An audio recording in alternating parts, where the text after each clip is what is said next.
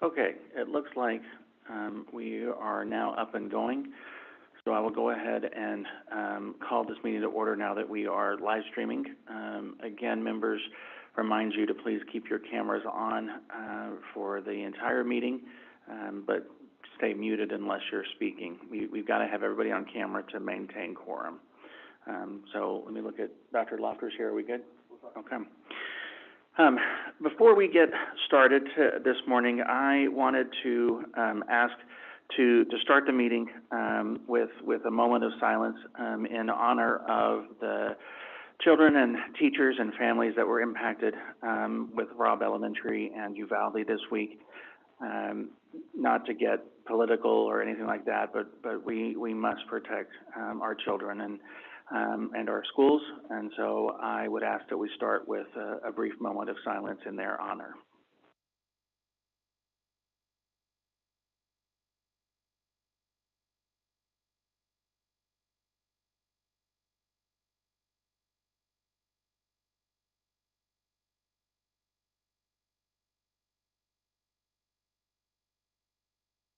Thank you.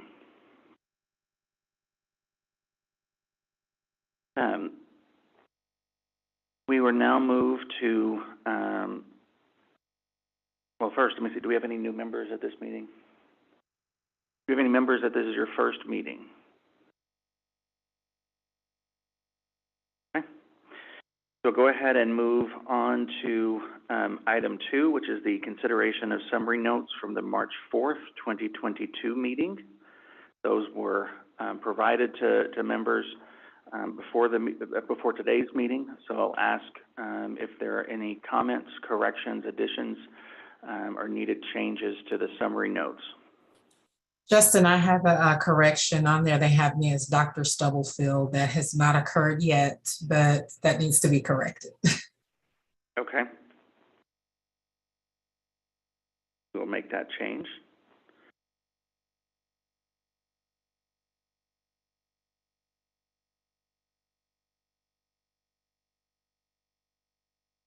Any others?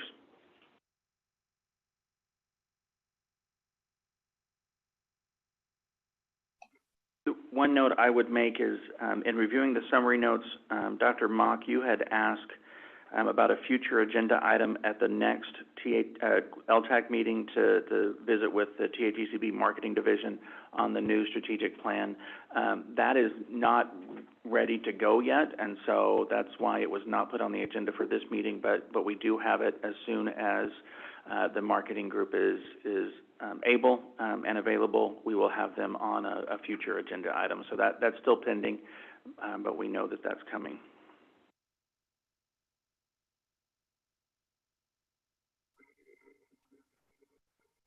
Justin, this isn't a change to the notes, but not seeing any or not hearing any other changes. Do I have a motion to accept the summary notes as amended to show that Charlene is not doctor just yet? So moved. Okay. I move Right, approval. This is Janet Sutherland. Okay, Janet moves, and who was the second one? And we'll call that as a second. Lydia Tenna seconds. Lydia, you second, okay. All those in favor, remember, because we are streaming, we need to vote by either raising our hands or using the hand raise feature in Zoom. So all those in favor of approving the summary notes as submitted or as emailed, please signify by raising your hand or using the Zoom feature.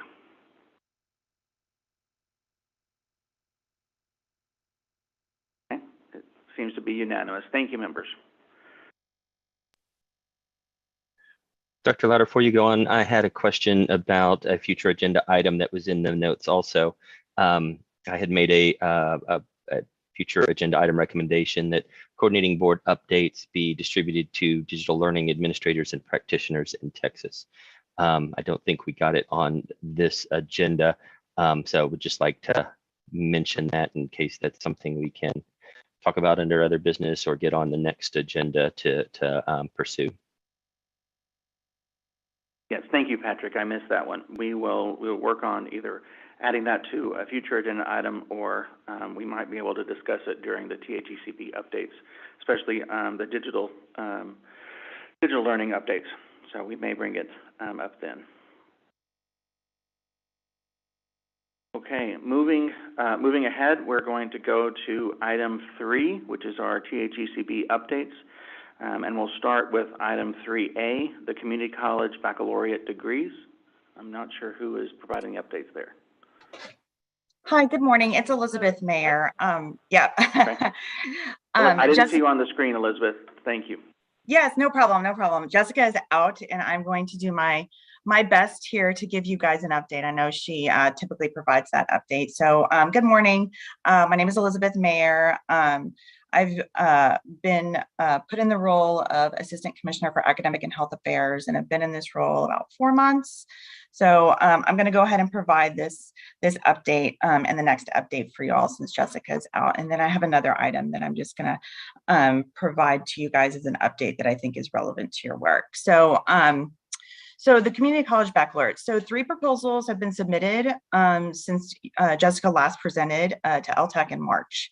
So the first one is the Odessa College Bachelor of Applied Science in Early Childhood Education and Teaching. This was received in April, and the program will be delivered hybrid blended with an intended start date of spring 2023.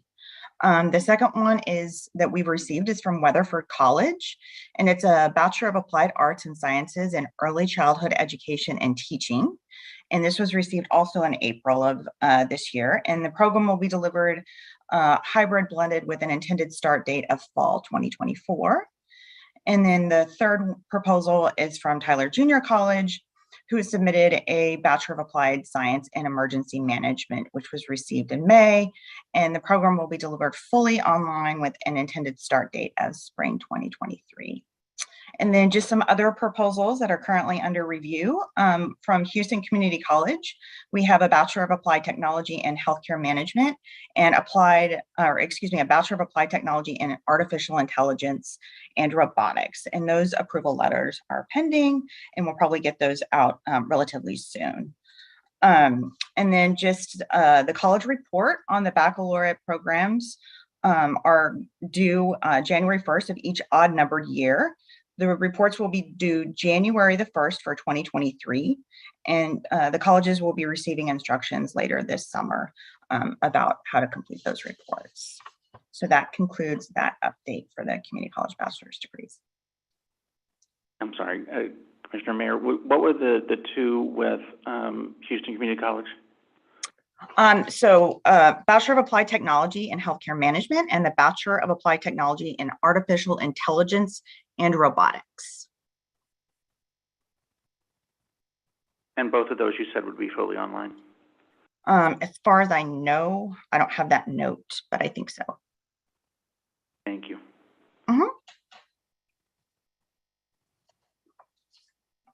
Members, any questions on the update on the Community College Baccalaureate program?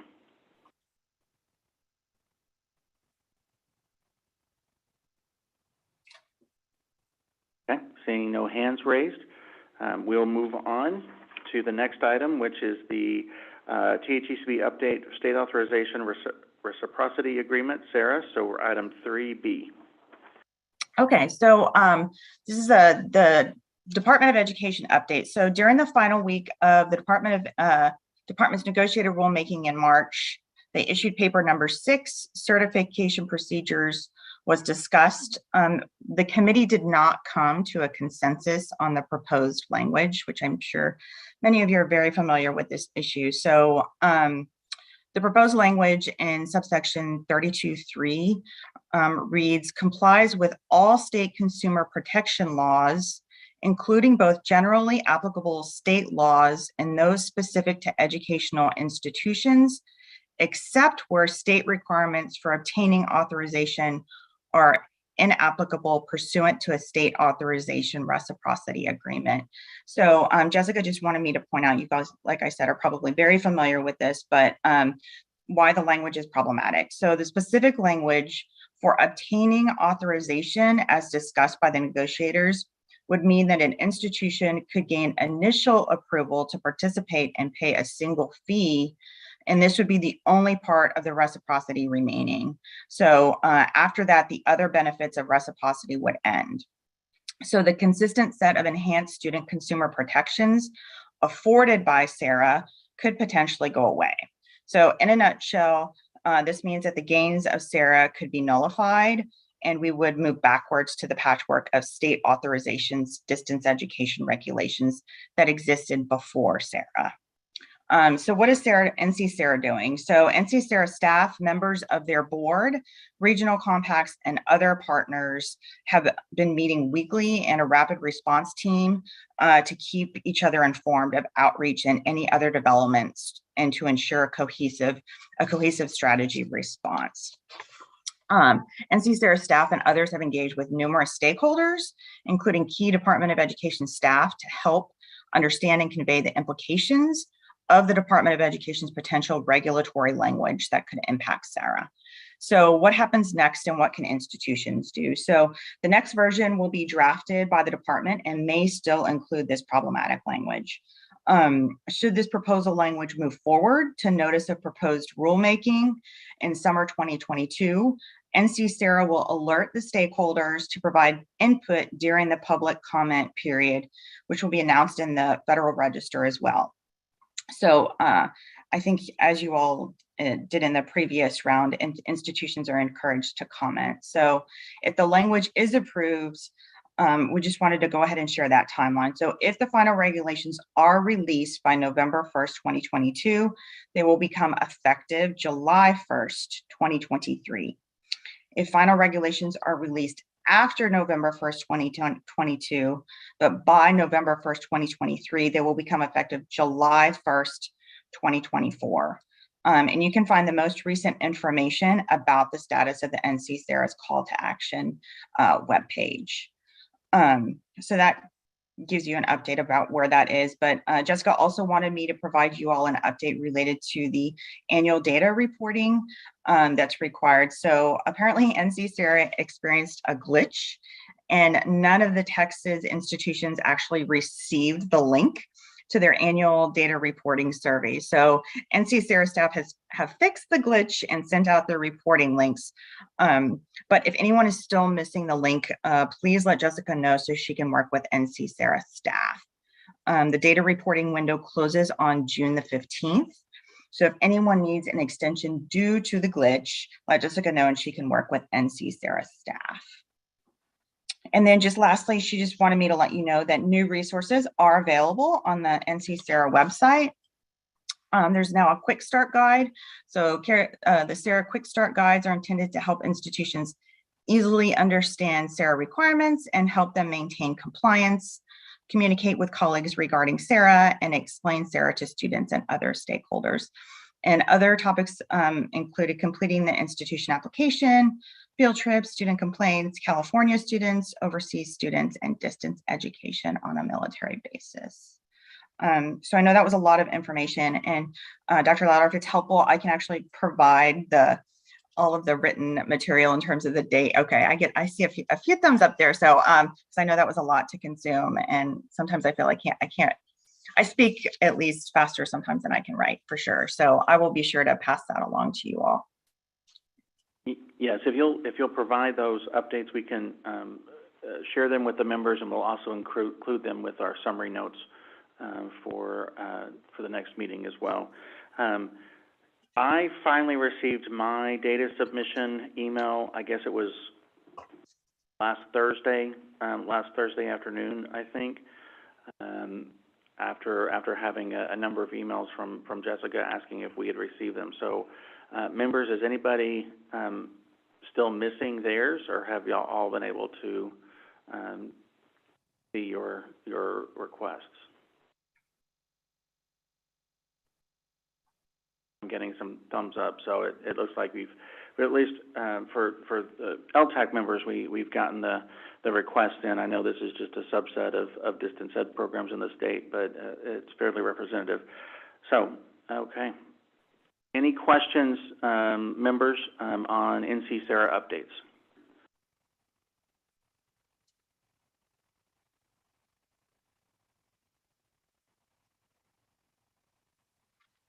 Okay. I don't see any hands raised. I'll look over at Coordinating Board staff to see if I'm missing anything. Okay. So then we will continue with THECB updates, and we will go to item 3C, which would be updates from the Digital Learning Division. And Commissioner Mayer is going to have the first one of these. So Yes, so I wanted to provide an update to you all about an effort that the agency has been working on for quite some time, probably since last fall. So at the April board meeting, we provided an update to the board regarding updating the program review and approval rules. I'm not sure how familiar you are with that, but there is some those rules have existed for quite some time, and it's been a bit of a patchwork in terms of when revisions have been done.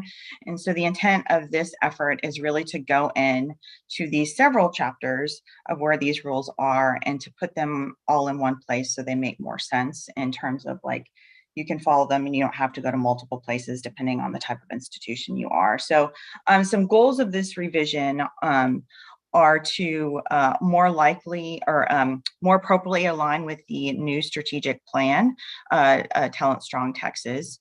And also, we've spent a lot of time reviewing existing statute and the rules, and there's an acknowledgement that some of the existing rules and procedures could be more closely aligned with statute. So that's another important goal of this effort. And as I'm sure many of you are aware, there's a significant number of forms. I think we counted about 15 forms that are currently required, depending on the type of change you want to make, whether it's to submit for a new degree or a certificate, or if you just want to make an administrative change. And so we really want to look at ways to minimize institutions' regulatory burden while also supporting innovation. And as a part of that, we also want to, when possible, also align with accreditors such as SACs, so that we're not requiring potentially duplicative information. So we want to work on prioritizing the items that also go to the board. And so part of this process is really intended to evaluate the current rules and practices, determine what those items should be.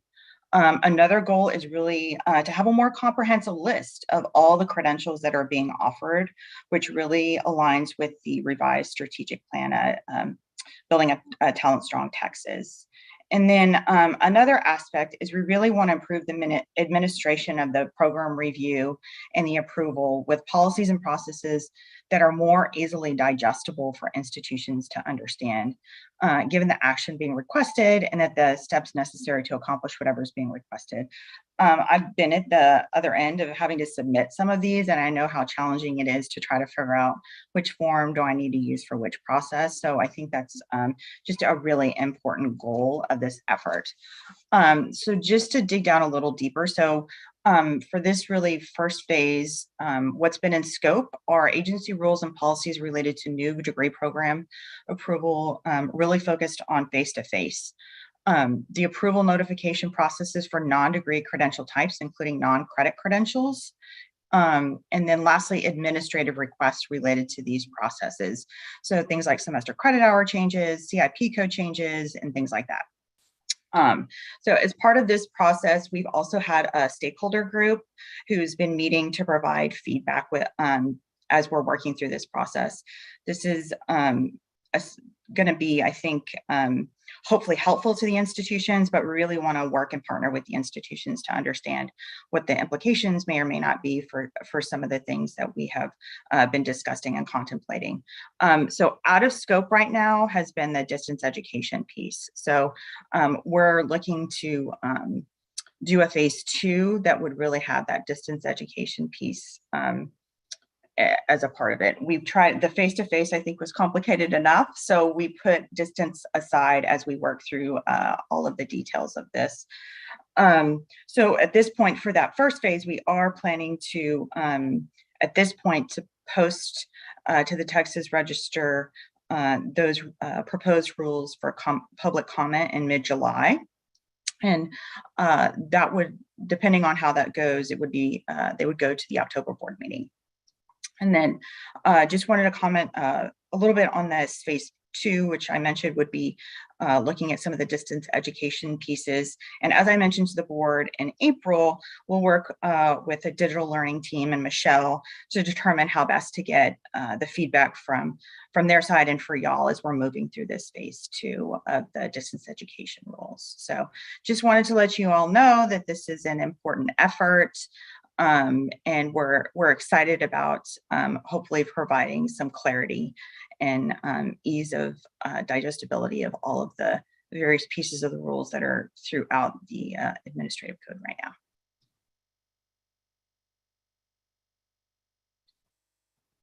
And that concludes my remarks on that. Excellent. Thank you for those updates. And Elizabeth, let me first congratulate you on your new role, and it's good to be able to work with you again. Yes. It was, what, 12, 14 years ago Yes. that I think we first started working together. It's been a while. It's been a while. Yes. So congratulations on your new role, and I'm glad we get to work together again. Members, do you have any questions on these updates on the program approval process? I have a couple, but I wanted to ask the members first if they had any.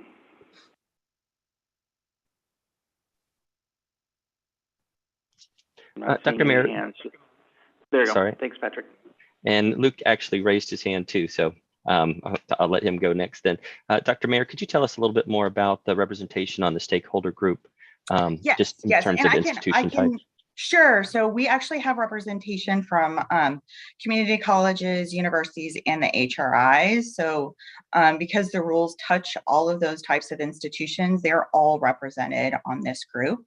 And, you know, as we're working through this process, I think it's just important to have that partnership and feedback as, you know, to my knowledge, there's never been really a holistic review of these rules. And so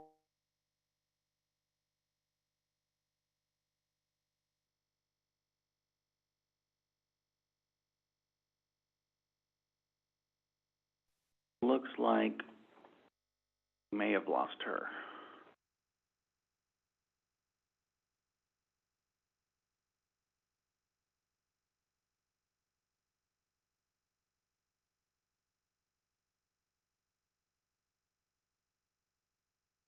Singh, are you on? I know you've been working with Elizabeth on this. Can you provide some context as well while we hope that Elizabeth gets logged back on?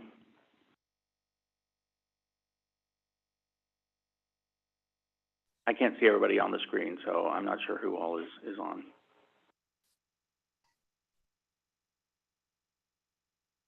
Justin, who did you ask to help to respond in the meantime? Michelle, if she was available. Okay. There she is. I didn't hear who it was. I was waiting as well. Thank you for clarifying, Patrick. I was like, who did he ask? Oh, that was me. Oh, I can answer questions if you have them while Elizabeth gets back on the call, or if you'd like for me to provide any additional context.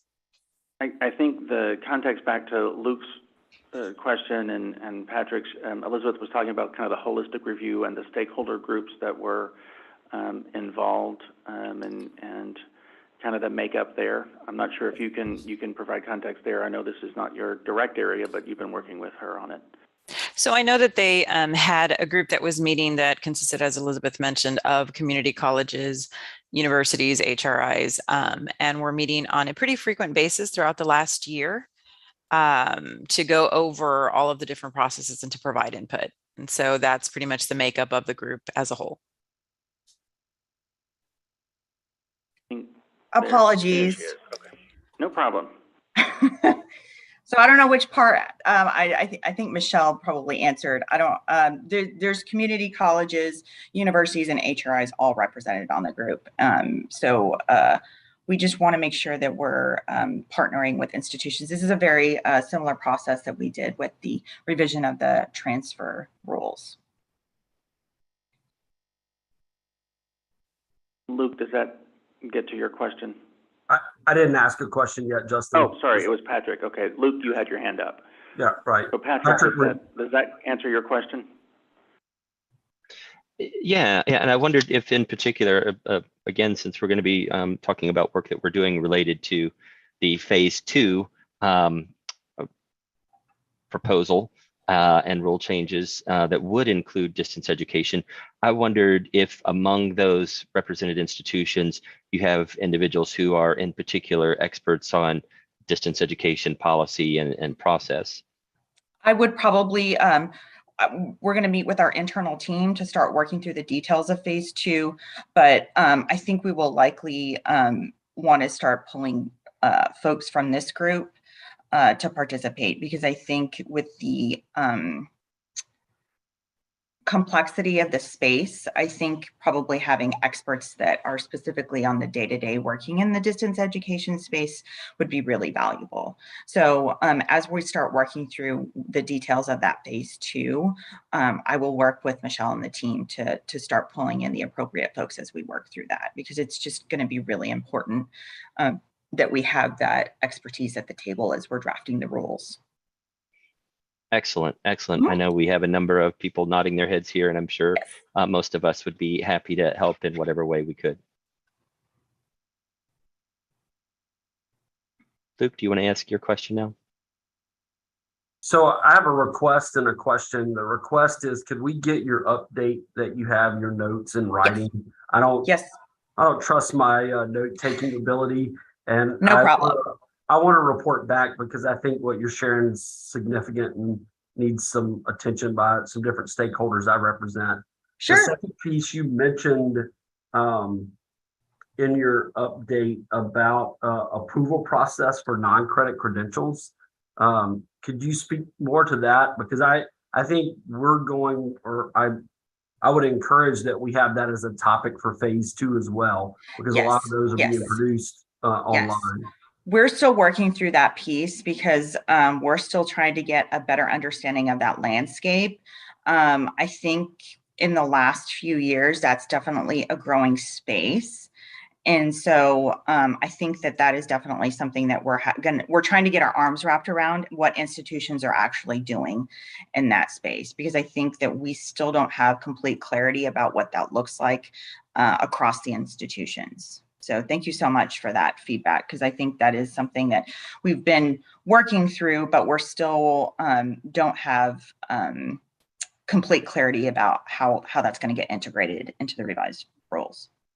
Is it your assessment that feedback from that would help to further define the term credentials of value that we hear shared by members of the commissioner and members of staff? Sure. So the credentials of value piece is really being worked through as part of the refresh strategic plan. So there's the data team that is working through that methodology and finalizing that methodology right now.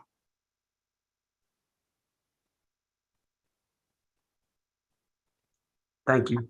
Mm-hmm. Any other questions from the members?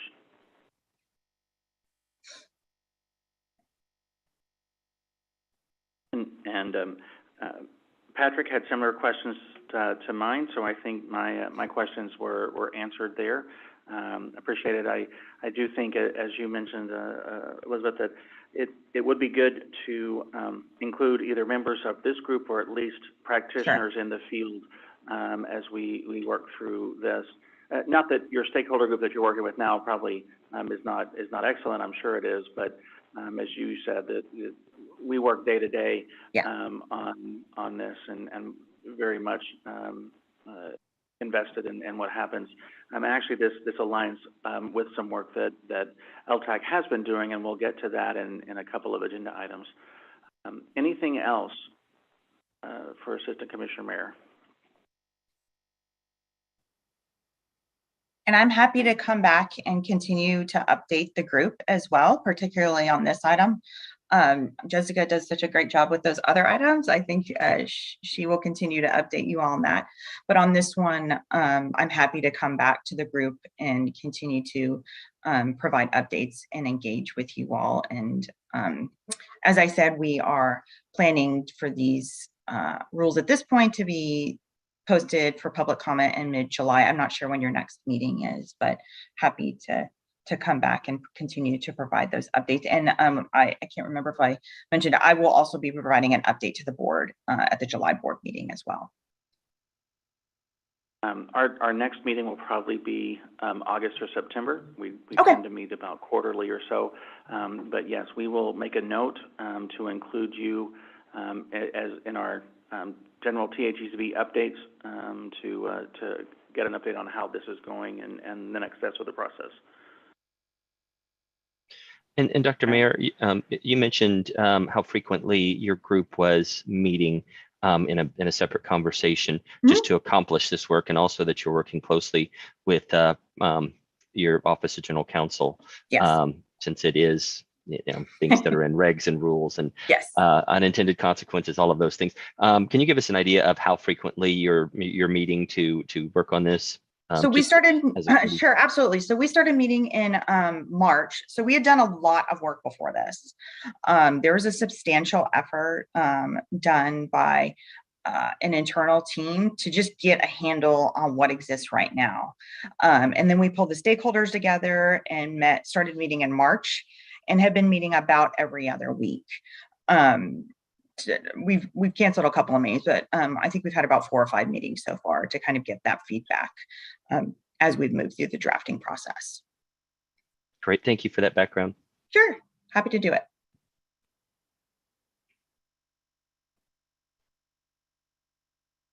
Anything else? All right, we will continue with the digital learning updates. Not sure if we're going to you, Kyla. Okay. Okay, well, thank you, Assistant Commissioner Mayer. We appreciate you coming to update us. And of course, you're welcome to stay for the rest of the meeting, but you're also welcome to go if you have other things to do. So for the rest of the digital learning updates, we've mentioned, I'm sure to you all, that we in the Division of Digital Learning are engaged in a lot of research right now around digital learning experiences in general, around OER. So we have a couple of different guests who are here to talk first about the digital learning research that we did with the University of Texas at Austin School of Design and Creative Technologies. And then after that, I will hand it over to someone to talk about the OER landscape survey that we did. So first, I'm going to introduce Julie Schell, who is the Assistant Dean for Instructional Continuity and Innovation in the School of Design and Creative Technologies at UT Austin, and also Patricia Roller, who is the CEO of Vidlit. We worked with them to do some research specifically in the experiences of faculty, students, and administration around digital learning during the pandemic, and just I'm going to them talk a little bit about the findings of that research. Good morning, everyone. It's wonderful to meet you. Thank you, Kyla. I'm Julie Schell, as Kyla said, and I am thrilled to share a little bit about the research that we did around digital learning with the Texas Higher Education Coordinating Board. And just to starting out here, I think that the concept of digital learning is very broad and a bit abstract, and we adopt that sort of broad and abstract definition of digital learning. And it truly, digital learning truly impacts just a really broad and wide aspects of higher education. And digital learning can come in the form of very high tech, but also very low tech integrations of pedagogy. And one of the things that we really focus on in our work is thinking about what makes something digital learning rather than just digital, right? And so trying to really keep in mind that pedagogy really comes first. And if you just have something with technology where there's no pedagogy behind it, or no learning that results from it, it's really just a digital tool rather than a digital learning. So we we worked with the coordinating board on a project to try to understand the sort of digital learning space among faculty, staff, and students in a wide range of institutional types throughout the state of Texas. And our goals for this project were to advance best practices in teaching, learning, and research that leverage digital tools in those environments. And the coordinating board's vision is to develop a digital learning clearinghouse as the, for lack of a better term, platform to facilitate the adoption of those best practices. And the purpose of those efforts is to promote the adoption of digital learning tools, connect the digital learning community together, encourage research and scholarship to advance digital learning, and curate the best practices and digital learning resources for the state. And in order to, you can take a couple different approaches to this. One is that as experts in higher education, we could have just sat down, brainstormed, and built the clearinghouse, and then given it to people and hoped that they used it. But the partnership was unique in that the partnership really focused on user-centered design. We worked with Vidlet to ensure that we incorporated user research into the design of the project, and we did that using 6 different approaches. The first was to look at precedent research. We looked at we looked at a range. We looked at 5 different clearinghouse precedents, other clearinghouses that were available, what worked about them and what didn't work about them, to identify best practices and pitfalls. We did a very large engagement survey with with Texas faculty to assess their interest in participating as stakeholders in a digital learning project. We collected video diaries, and Patricia's going to talk about that in just a second, to engage with a wide range of stakeholders about what they thought, how they define digital learning, and what they need in a tool to help advance digital learning in the state. We conducted interactive virtual workshops where we used large virtual collaboration tools to collect feedback and input from stakeholders, from a diverse set of stakeholders. We also did some focus group, honed in on particular sets like CTL, folks that work in Centers for Teaching and Learning, and faculty to understand their needs. And finally, we engaged in synthesizing all of this data that we collected over time to come up with some key takeaways that we learned. And I'm going to have Patricia talk a little bit about add a little bit more details and context into that. And just to launch that, we did our research involved 33 Texas higher education institutions, 90 administrators, educators, and students, and we had over 2,000 minutes of video insights that we gained from these stakeholders.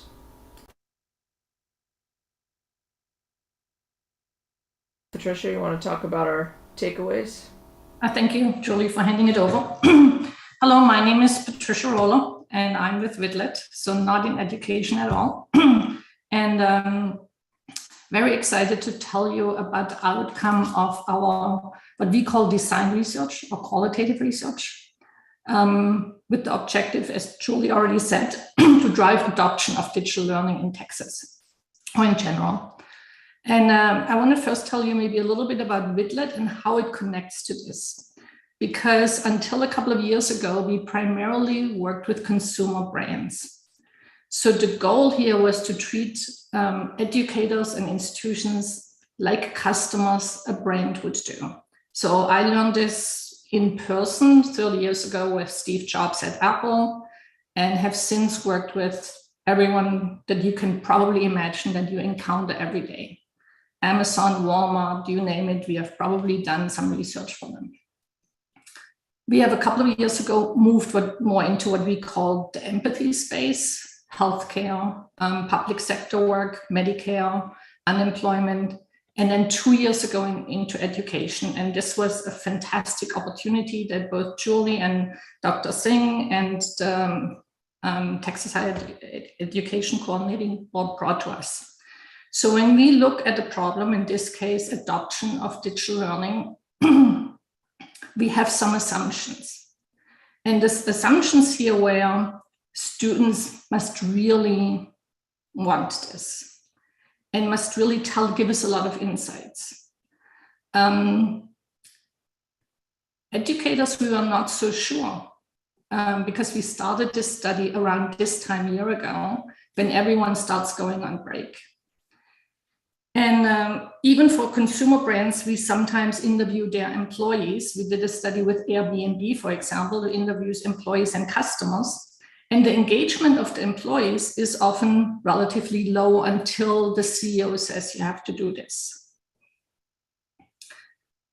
And here it was completely different. So when my team started out, we placed a little bet that when the Texas Higher Education Coordinating Board and Julie and the people at UT wanted to launch a survey to 3,500 educators and administrators in May, we were convinced that no one would respond. We thought we can still do this study because we always find people somehow, but we were convinced that no one would respond in May. And Julie, correct me how many people we actually reached out to, but I remember it was around 3,000. Out of the 3,400 responded, which is unheard of. And out of the 400, we got, I think we had a couple of students in there, but as Julie mentioned, around 100 educators, administrators, big contributors were instructional designers, tell us that they would participate during the summer. And the way we did this and why it was relatively easy for them was we used a mobile phone where they can record themselves at home, wherever they are, on the beach, wherever you are, you can give us your input. And that was, I think, very important. But already kind of this engagement, that type of participation tells you a lot how important it is for educators. And also, like Julie already mentioned, we had 33 institutions in Texas represented. And considering that this is a relatively new way of doing interviews, we had relatively, I would say, older professors engaged. And some of them were so engaged, they would like within minutes respond by email and say, we send you our syllabus. And we were like, no, we are not talking about putting stuff just online. We are talking about the future of digital learning, big difference. And they still stayed engaged. And as Julie already said, we did a workshop that was on Zoom, like here, and another collaboration platform. And some of the older educators would come and first be frustrated, and then they would still stay engaged and go to breakout rooms to learn this tool. I think that is a big background for this study because it shows you the need for this. The students, on the other hand, aside from telling us, giving us great insights around inclusivity, we had a homeless student participate. We had 2 students that are in college right now that have children. So they gave us a lot of insights around access and inclusivity. But in terms of needs around digital learning, they also told us that they would rely heavily on the institutions and their professors. So that's why I think moving forward, we wanted to focus a lot more on the educators and the institutions, because the students in our mind will rely on on the resource they already have. So as Julie already said, we interviewed people, our participants, and then we created a workshop. So the way we did this is after the interviews, and we had people represented from science, arts, all kind of areas, because they have different needs. So we wanted to make sure that when we covered all these areas, that everyone is represented as much as we possibly can. And so we then synthesized what they shared with us, almost as like this common playground, like pain points, opportunities, delights. And we created a video that was about 15 minutes long that we shared with everyone, just to say, like, have we heard you? Have we captured everything? Have we understood what you're telling us? And then we invited them into a workshop to create solutions around these pain points primarily. And out of that came 3 primary focus points that they wanted to see in a digital learning clearinghouse. And we call them the 3 C's because they're relatively easy to remember. One was they wanted content curation. So curate digital learning content for me. But I also want to know it's the best content out there, that you tell me as an authority that this is the best content. And not only is it the best content overall, but it's the best content for me. If I'm an English professor, it has to be for me. If I'm a science professor, it has to be for me. If I'm an instructional designer, it has to be for me. So very, very personalized, curated content. Out of that concept came the idea that we need to have a community, a curated community where I find someone like me at another institution. Because other content may not make sense to me. So people really wanted to engage with peers and people like them. And out of that concept came the 3rd C, which was what we call certification. So if I participate, and I have to say people were actually open to either be a content creator or a content consumer. And sometimes they wanted to be both. But if I consume content, will you reward me? And professional development came up a lot. Could I kind of get some professional development credit if I consume content? And if I create content, is there some kind of reward or recognition for me as well? So we had these 3 focus points: content curation, community curation, and certification that I think a clearinghouse needs to focus on. And then, as Julie already said, we had these design principles. There are 11. They are standard design principles that most companies use today, like consistent graphics, be inclusive, good hierarchy, all of those things that we apply underneath. And then there were 3 features that they highlighted in order to make these 3 C's happen. They wanted very, very good search. And what always came up, and this is where video is so fantastic, like I want it to be like Google or better. So you consistently hear these things. We want to consume content with video. We are used to video, we love video, but we want it to be at least as good as YouTube.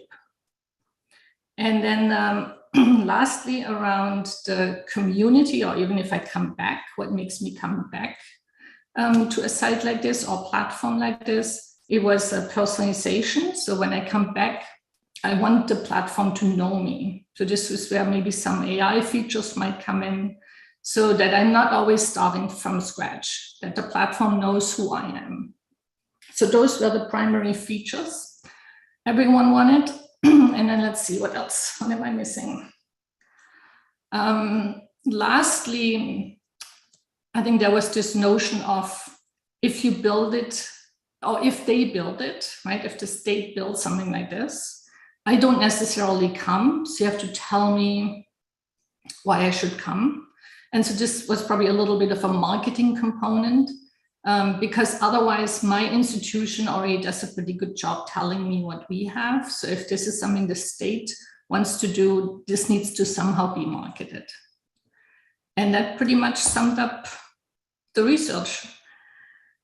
Julie, did I miss anything? Or? Oh, I think that really hits it. I think that it was a very exciting project, and we're happy to answer any questions. I was going to just read a quote.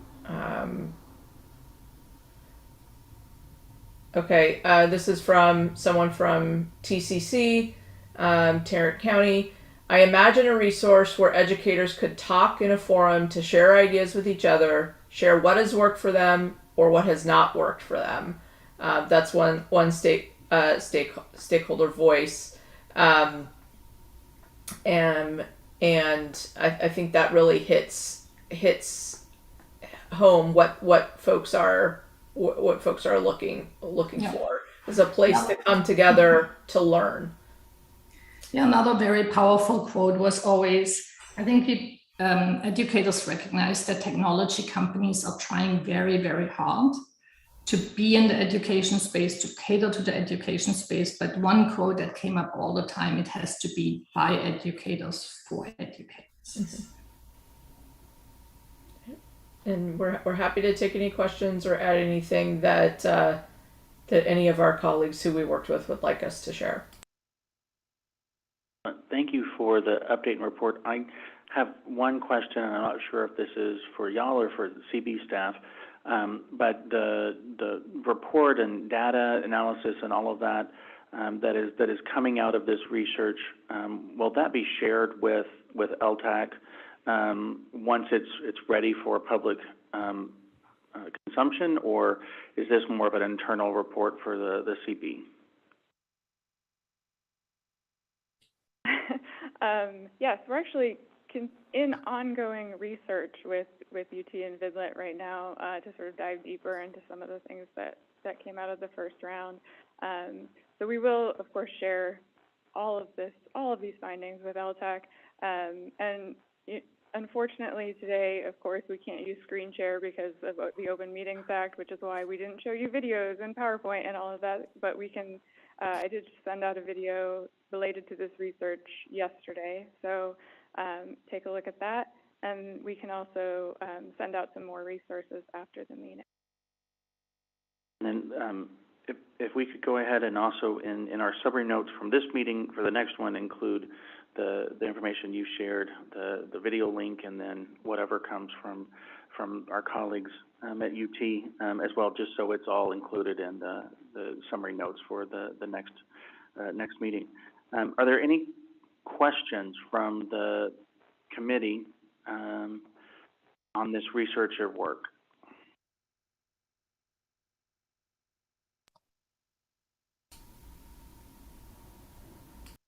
Justin, I don't know if you can see my hand was raised. I know you mentioned earlier you didn't have visibility. I can't see everybody's hand, so whoever is talking, go ahead and ask your question.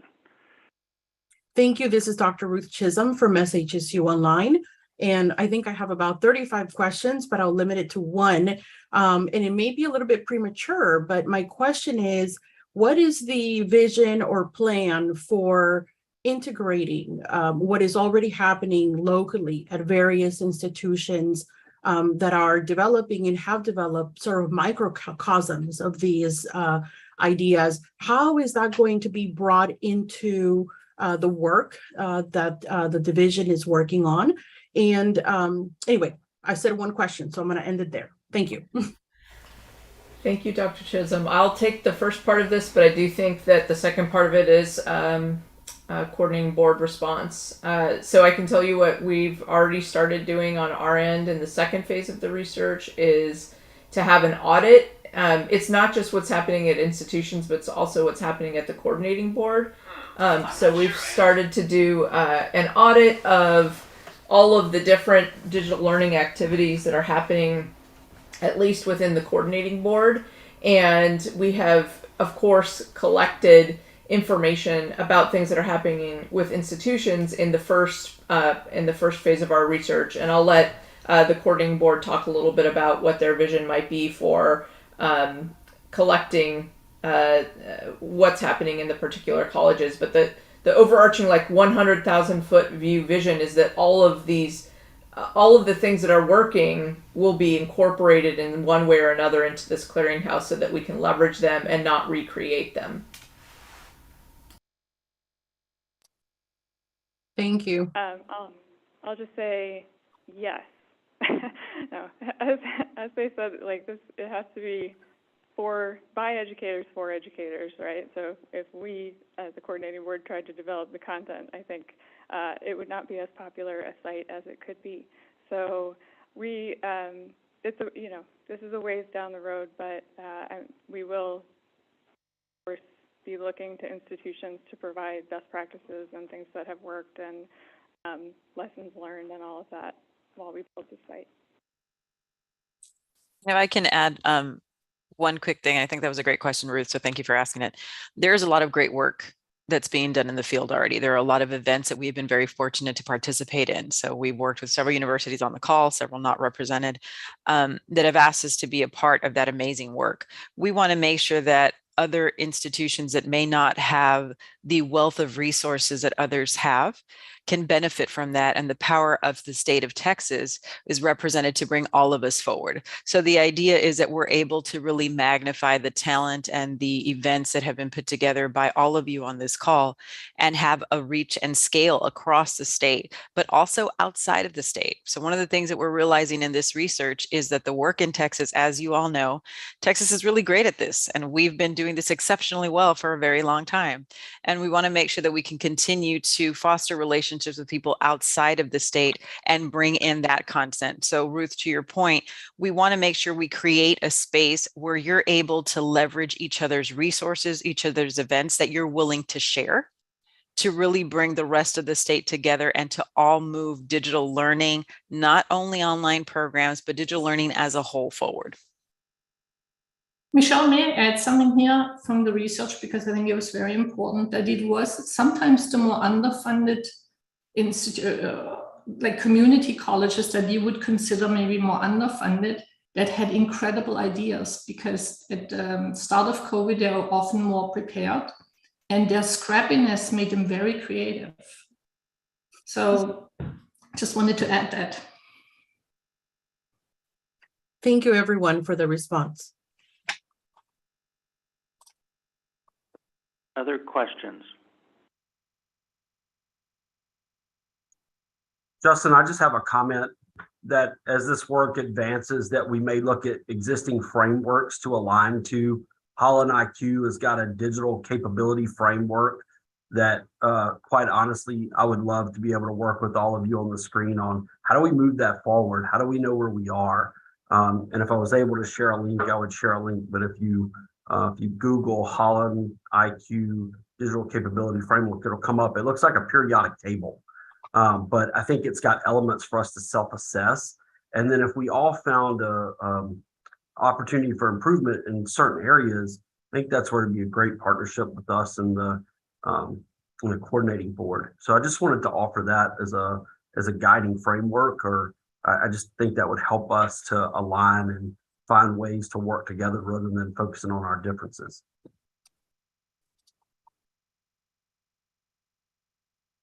Luke, would you say that name again? Sorry. That's Holland IQ Digital Capability Framework. And Holland is spelled Holon. Thank you.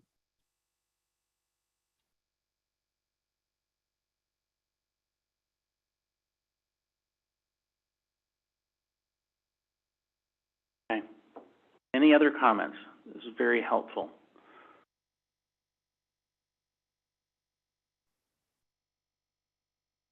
Okay. I'm not seeing any hands. I'll look at staff to make sure I'm not missing anything. Okay. We will continue with digital learning updates and probably back to Kyla. So Julia and Patricia, thank you so much for coming and speaking with us today. And of course, you're welcome to stay, but we understand. Thank you for having us. Thank you. Bye-bye. Okay, so next up, I'm going to introduce Dr. Judith Sebesta, who is the Executive Director of the Digital Higher Education Consortium of Texas, or Digitex. We partnered with Digitex and the Institute for the Study of Knowledge Management and Education to do an OER landscape survey, actually our second in 2021. So Judith is going to talk a little bit about that survey and the findings that came out. Thank you, Dr. Torrey, and thanks to all of you for the opportunity to provide a brief overview of the 2021 OER survey and landscape analysis. We began partnering with the coordinating board in ISKME in 2019 to conduct this biennial survey. Similar to the 2019 survey, the 2021 survey was administered to all 158 2- and 4-year public and private institutions across the state of Texas. New for 2021, the survey was additionally administered to the 11 HRIs for a total of 169 institutions that received the survey. The survey included 37 questions focused on OER policies and programs in place or under development across institutions, as well as their OER implementation practices, challenges, and supports. Analysis of the data that was conducted by ISKME included descriptive analyses, comparative analysis for subgroups, in other words, for example, 2 versus 4-year institutions, private versus public institutions, and by question comparisons, this time between, when applicable, the 2019 and 2021 survey data. Responses from 111 institutions that received the survey show a growth in commitment to OER across the state, with 45% of institutions having formal policies or programs in place to support OER, compared to 38% in 2019. So from 38 to 45%, a not insignificant growth in 2 years. The percentage of institutions with a formal definition of OER and with OER course markers in place also increased, alongside the availability of fully OER-based courses, especially at 2-year colleges. And nearly all the institutions reported that they are using OER to some extent. Furthermore, about 1/3 of the institutions across the state are beginning to provide systems-based supports for OER by engaging multiple offices across their campuses, from students to library staff to faculty excellence center staff to digital learning staff.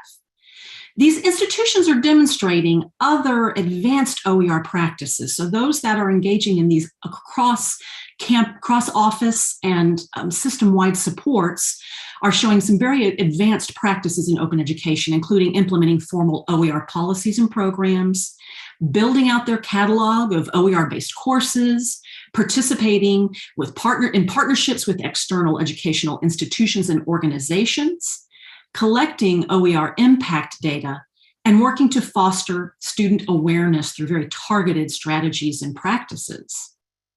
Now, at the same time, the survey also revealed insights into priority areas and challenges for institutions as they work to advance open education resource adoption and use. While the large majority of institutions in 2021 identify the importance of increasing faculty awareness and buy-in to grow OER and are working to market OER on their campuses, there's been a decrease in the number of institutions that offer faculty incentives to encourage this work since 2019. Additionally, OER professional learning has remained stagnant, with the large majority of institutions reporting in both 2019 and 21 that less than 10% of faculty have been trained on OER.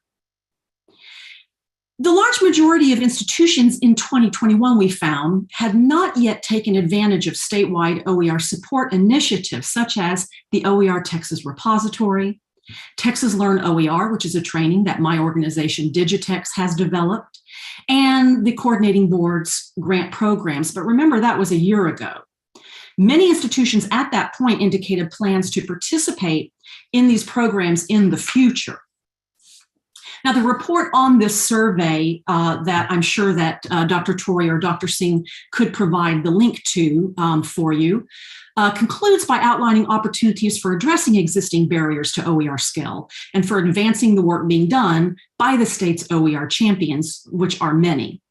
including new collaborations, professional learning, funding, and curriculum development supports focused on building an OER ecosystem. And the last thing I wanted to say is that in the year since that survey, which was administered back in spring of 2021, the Division of Digital Learning, headed by Dr. Singh and Dr. Torrey, has already begun to do an amazing job of turning this research into action. So kudos to them, and we are so proud to be able to partner on some of that work with them. Thank you very much. Thank you for the update. And just to make sure I was clear in my notes here, the survey report that you are referencing, that is available online, and that we can share it with the committee members after this meeting. Is that correct? Absolutely. And both the 2019 and the 2021 are archived on the coordinating board's website. We will do that. Any questions from members?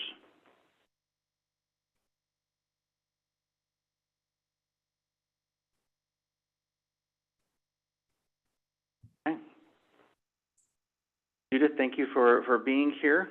It's good to see you again, and we will continue with our digital learning division updates. Thank you, Dr. Louder. Thanks, Judith. We appreciate it. So I'm just going to mention a couple of other things that sort of are coming out of the research that was mentioned. One is that we are engaged with ISKME right now to do some sort of deeper dives into our OER research. One is a regional analysis, so looking at the different regions in Texas and where there may be gaps in OER adoption and use. And one is a sort of content gap analysis, so looking at ACGM and some particular WECM courses and seeing where OER exists, where OER exists in the OER Texas repository in particular, and then where we might see some future opportunities for targeting programs towards developing OER in particular content areas. And the last thing that I'll mention is that we do partner with Digitex and also the Texas Digital Library to put on the Open Texas Conference, and the second annual Open Texas Conference is coming up in September. So out for that. The call for proposals is open right now if you're interested, or if anyone you know is interested. So you can go to opentexas.org, and I can website and join this meeting.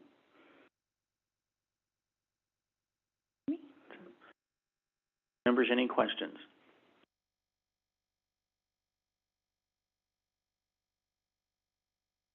Before going on to item 4 on our agenda, it's a little after 11. We've all been sitting here, some of us longer than others.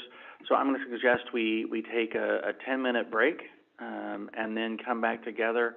So it's 11:11 on my clock here, so we'll say at 11:21, and at that point we will pick up with item number 4. Members, please turn your cameras off during the break, and then when we come back after the break, remember to turn your cameras back on. But we will go into break for the next 10 minutes.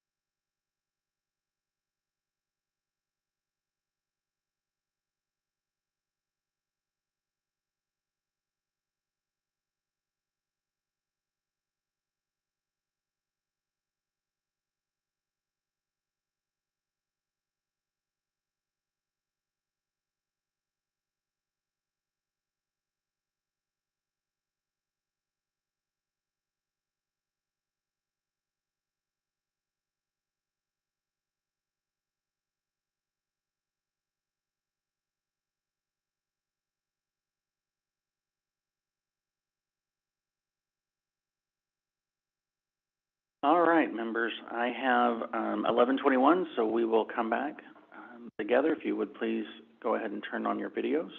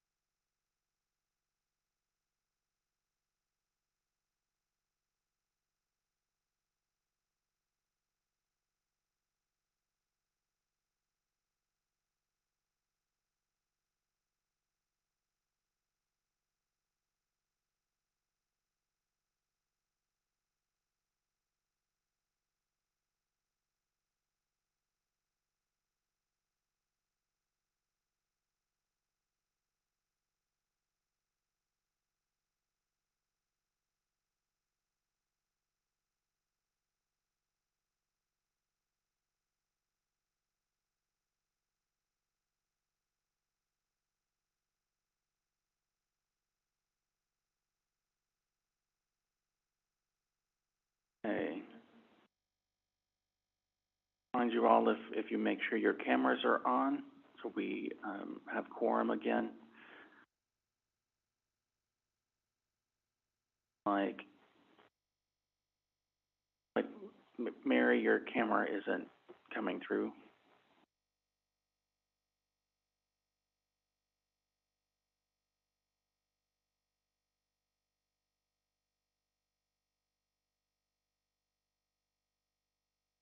Okay. Members, we will come back together and start with item 4 on our agenda, which is the 2021 Institutional Distance Learning and Learning Technology Survey results.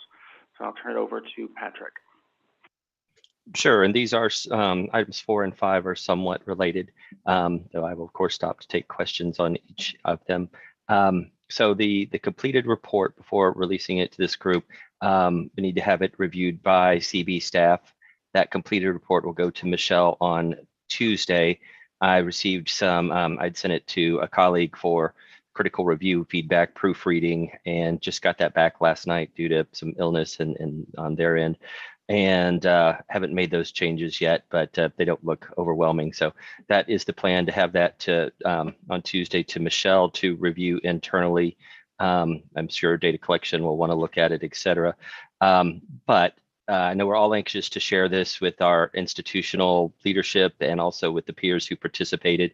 And Michelle, I'm wondering, we had talked previously to allow about a month lead time to, after it's submitted, have it reviewed, finalized, and ready for distribution on the CB side.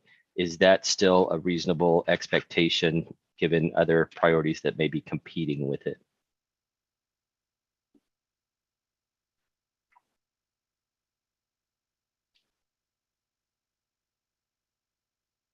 Michelle, are you back with us?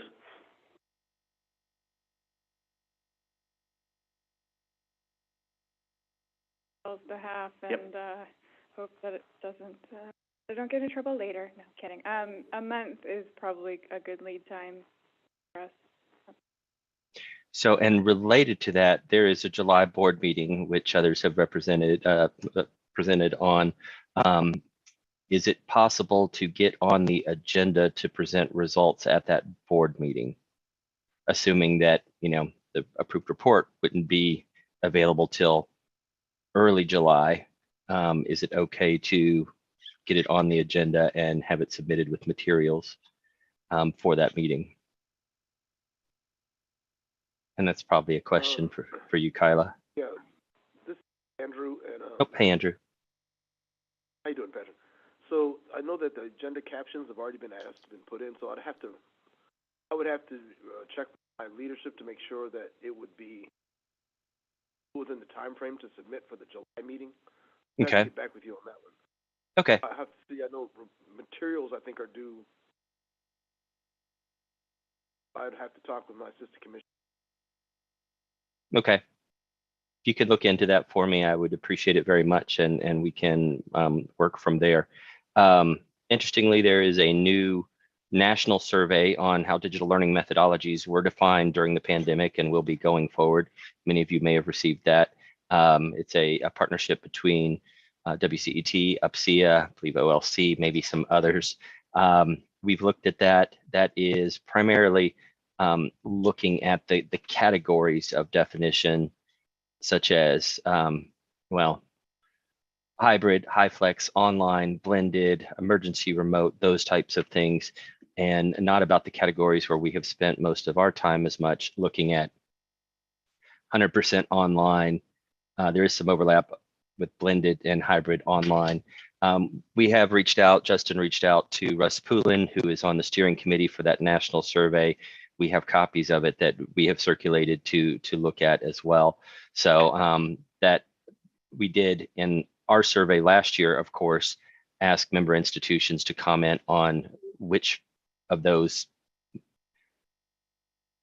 categories they were using to describe distance learning and their approaches during the pandemic.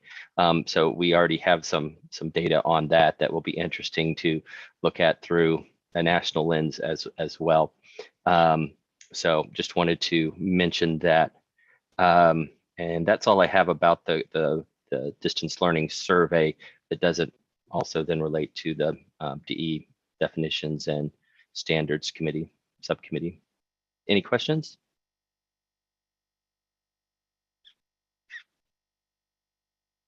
One thing we may want to do, Patrick, is share your survey report with Russ and that group, just so they can see what we have been doing as a state for the last couple of years, thanks to your leadership and development of the survey and all the reporting. So we may want to not only get the results from their survey, but share our results with them, and it may help some of their conversations as well. It's a good suggestion. And if July is not possible for board, I'm guessing would October be? I guess that's the next one. So would that be okay, Patrick? If the timeline doesn't work, October? Yeah, absolutely. Any questions for Patrick on the DE survey?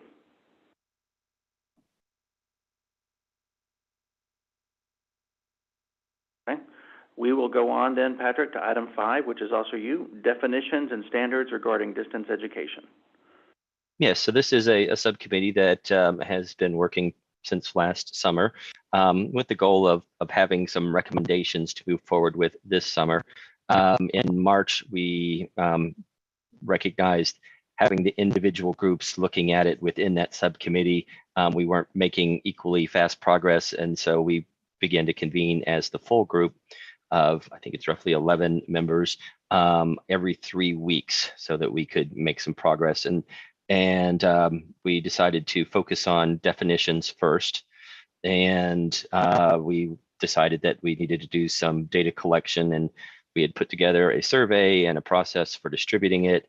And the idea was that representatives on Ltac and the subcommittee would work with both their member institutions and other institutions to gather this feedback from stakeholders, including provost's office, registrar's office, institutional research and data reporting, registrar, faculty, and students, and basically show them the definitions as they exist in statute, in rules, and ask them if that made sense to them, and if not, what didn't make sense. And one of the things we thought that might reveal rather quickly is that it's confusing to have categories called 100% online and fully online that mean different things, and fully online does not mean you do not have to come to campus for any reason. So that was one of the priorities that we wanted to work on, and be able to take forward recommendations saying, look, we talked to our constituents and the different stakeholders. They are finding that this is confusing, and here's language that would work better. So last Friday, this subcommittee was scheduled to meet again, but we canceled it on short notice because Michelle brought us some pressing information about the work that was being done on program approval that AC Mayor or Assistant Commissioner Mayor described to us, and their timeline for accomplishing that for the October board meeting and their deadlines in mid-July, and that it was not covering the program approval process for distance education. So we talked about that. Recommendation was we probably need to shift gears from definitions and look at program approval so that we can kind of align those processes. We scheduled a kind of emergency meeting with Assistant Commissioner Mayor earlier this week, where she described to us what she shared with you this morning about their work, and mentioned that it's required close consultation with council to make sure that they are aligning within the authority of the coordinating board and the things that they can change. So to be expected, our group would too, as we approach program approval. The work that they're doing is phase 1. Phase 2 is so closely on the heels of it, though. Phase 2, our deadline would be August 15th to have the package of what we are recommending to change in rules that would include definitions and program approval. Data typically is not in that. And then that would appear as recommended rulemaking for the January board meeting. So it wouldn't make October, it would make January. And Assistant Commissioner Mayor's recommendation is that we do work on this phase 2 and not kind of wait and push it out further. And so we are kind of changing our emphasis to be both program approval and definitions in a very short order. So, and Jeff Friel's co-chair and I, and Justin's been equally involved. We're going to recommend putting a timeline together for accomplishing everything we need to by August 15th for both rulemaking, for definitions, and for program approval. The other thing that was very encouraging is the collaboration that Assistant Commissioner Mayor extended to us to learn from what they are doing. So maybe that will help shortcut or at least abbreviate some of the work that we need to do regarding program approval. And let's see, what else did I have notes on?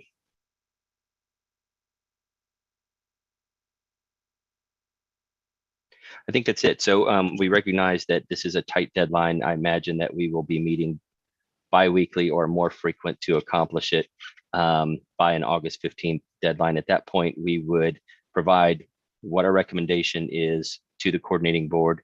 They would put it out for public comment. So if we limit our information gathering just to our member institutions, the public comment period would allow those who don't have representatives on LTAC or the subcommittee to comment and make sure that we're getting it right, hold us accountable, et cetera. So our goal is obviously to get it as close as possible to what we finally want.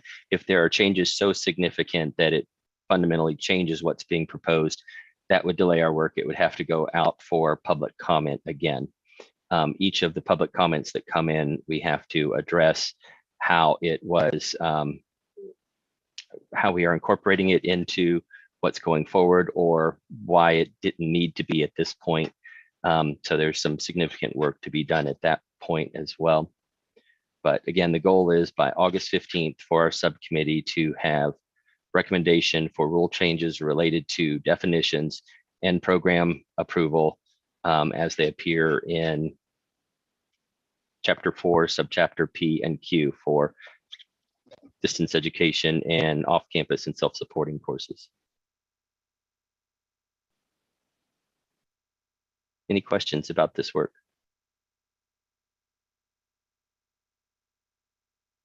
Patrick, yes. Are your recommendations going to flow back through LTAC, or are they going straight to coordinating board staff? Good question. I did miss that point. So Andrew, you correct me if I'm wrong, but what we discussed earlier in the week is that we could have a special meeting of LTAC to consider those, a teleconference meeting, just to look at those rules. Is that correct? Yes, we did discuss this in a meeting with we have in the past for certain items. Andrew, your mic is dropping out a bit. Oh, sorry. Does that sound a little better? It does. Okay, So there are certain times when LTAC takes up items that it has for consideration on special meetings. We did the same thing for the PGPs. When we had those come in front of the LTAC, we had a special meeting to handle just that one particular item. It was usually over a phone conference. So that is possible if it was the will of the body to have a meeting just to consider the distance definitions. We could do that if it was the will of the body. And what can we, go ahead.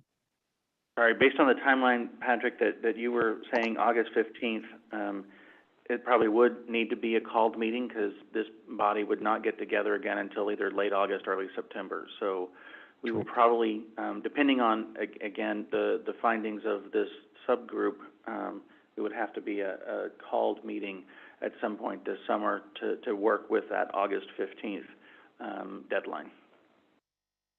Very good. If I could add, for that time frame, since it would be a meeting of the LTAC, it would still have to go and be posted to the Texas Register ahead of time. Sure. We have at least a 2-week time frame where we have to submit our meeting notice to our general counsel and our internal leadership so that it can go through the process.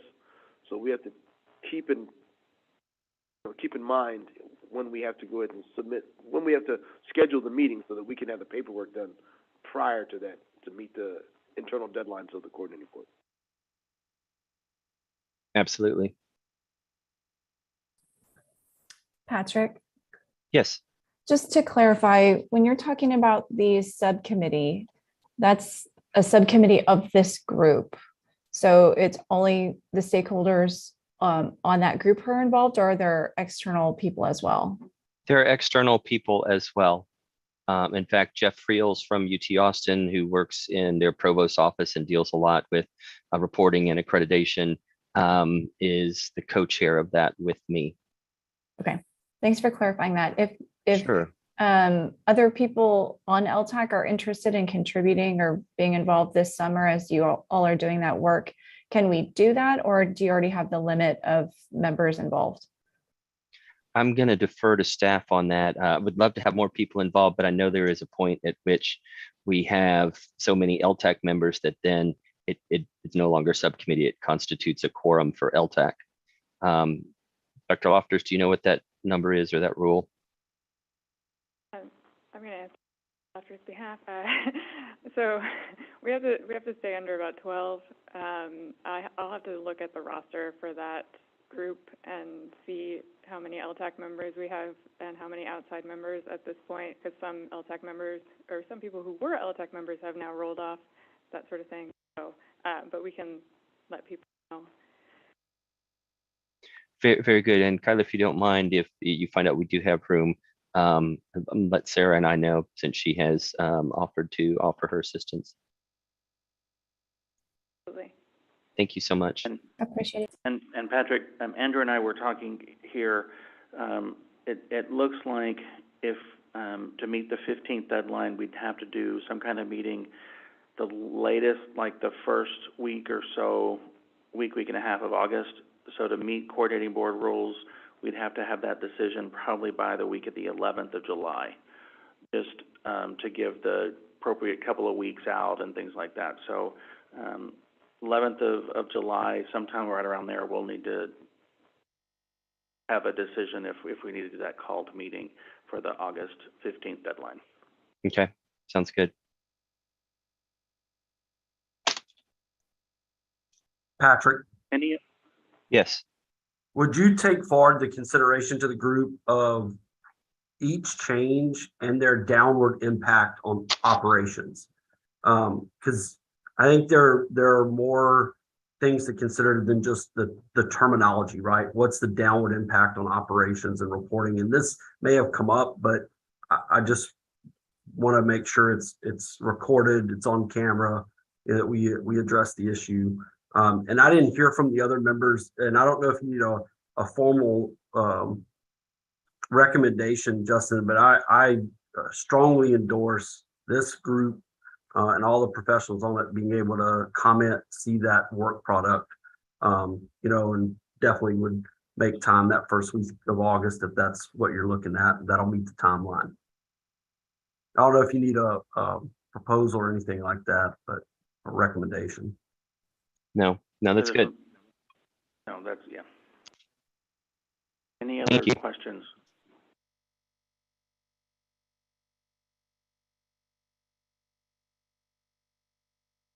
I'm gonna look at, have to see if I'm missing anybody. Nope, okay. Thank you for that update, Patrick, and that takes us through item number 5. Next is item 6, which is our work group sessions and lunch. So I'm going to ask Kyla if she'll kind of explain to us how we're going to do the work sessions again, and then we'll decide on a break for that and lunch, and then when we'll come back together. Okay. Excuse me. So we're going to do the 3 work groups that we usually do: the doctoral proposal subcommittee, the OER work group, and the data work group. Dr. Lofters is going to be with the doctoral proposal subcommittee. I believe y'all received some materials yesterday. I will be with the OER work group. Data, you're going to take care of yourself. Patrick has that well under control, no doubt. So I guess we'll meet. Yeah. Looking at the clock, it's 11:42. So if we take time for kind of a lunch and a meeting break, let's say 45 minutes or so. So we would come back as an Ltac at, what is that, 12:30, give or take. So 12:30. Okay. I'm seeing nods that my math is correct. So we will do that. We will break off into our subcommittees until 12:30, when we'll reconvene as a full Ltac. Members, coordinating board staff here will work on sending you out into the breakout rooms, and then we will get going that way. So we will stand at lunch and have our work group sessions until 12:30.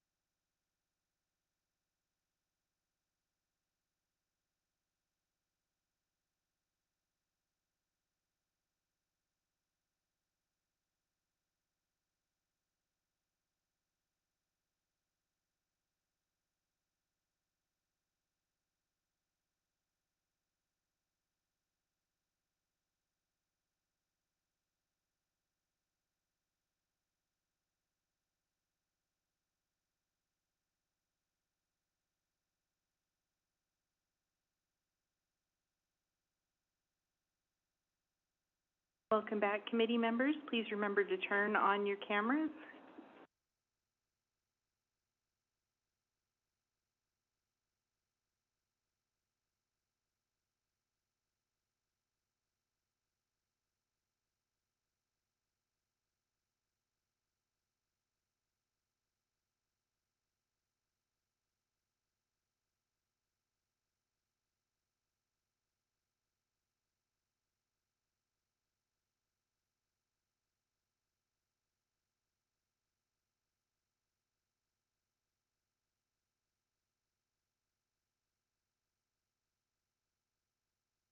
Okay, I have 12:30, and it looks like we have got enough members back that we've got quorum. So members, I'll remind you to please go ahead and make sure your cameras are on. I understand, Mary, you are there and you can hear us, but you're having some Zoom issues. But we still have a quorum with everyone on camera, so that's just fine. So I hope you had a good, productive working group session. I know the one I was in and the one Dr. Lofters were in, there was a lot discussed, and because neither Kyla nor Andrew got to eat lunch. So we'll have to give them some time here in a minute. So let's continue in our agenda, and we will go to item 7, which is work group session reports. And I will just go down the list of the 3 that met. And so I'll start with the Distance Ed Doctoral Proposal Subcommittee group, then we'll do the OER group, and then we'll do the Distance Ed Data Analysis group. So Distance Ed Doctoral Proposal Subcommittee, I don't know if that'll be Dr. Lofters or Dr. Mock. That will be me today. Dr. Mock is not. And so the doctoral program subcommittee met, and let me give you some context of what we were discussing. Prior to an institution of higher education in the state of Texas being able to deliver distance education for the first time of any modality, they were required to, or still are required to submit what is called the institutional plan for distance education. This was done a while back. I want to say in the early 2000s is when the coordinating board required institutions to submit these plans for review prior to them being able to deliver distance education. The majority of all the institutions did it back at that time, 2001, and you did it once, and then you're done. You could start, offering distance education. Still at the doctoral level, you had to come in front of Ltac or the DAC to get approval to do a distance delivery of doctoral program. In certain situations, there are institutions that have come up over time that had to submit an institutional plan for distance education since that initial submission from all the rest of the institutions in the early 2000s.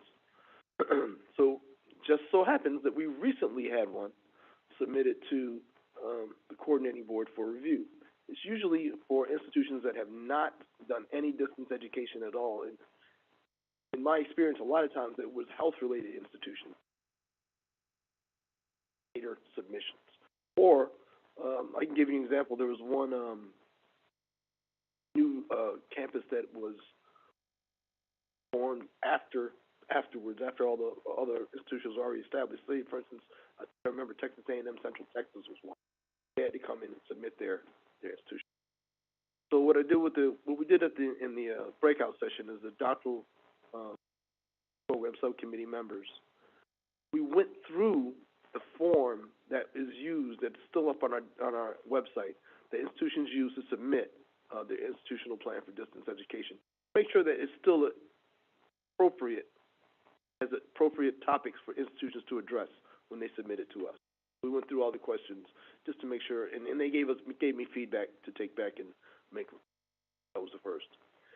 Number two, we also talked about this new submission that came from one of our institutions for review and approval. And when I discussed this with Michelle and Kyla, we thought that the doctoral program subcommittee would be the best one to bring it to, because a lot of the content that is addressed in the institutional plan document is the same type of things that they look at when they're looking at the doctoral program. But that's when we asked that the doctoral program subcommittee please review this and give us your feedback so we can provide it back to the institution. We'll give them about a 3-week period to.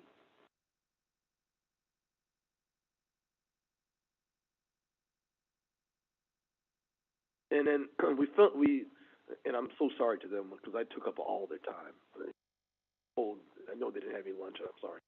But we also just the idea, just floated the idea. We had some discussions, amongst staff and leadership between DL learning division. What would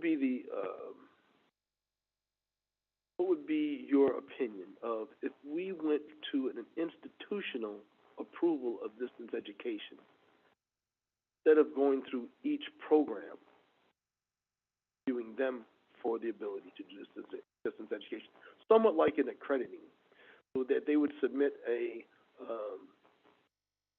accrediting document that says this is what we have in place, this is our infrastructure that we have in place for distance education. It's reviewed by the coordinating board and they're granted approval, and then over time they would come back and do something like a reaffirmation, that we could have an ongoing review and reflection by the institution of their institutional infrastructure, and if they're still making progress in their distance education. So we just brought that out as a discussion. We had a discussion over it. There's not anything that's being proposed right now.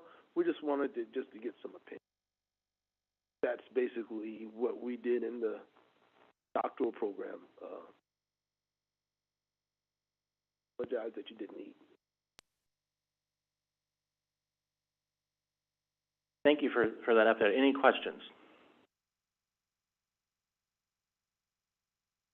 Patrick?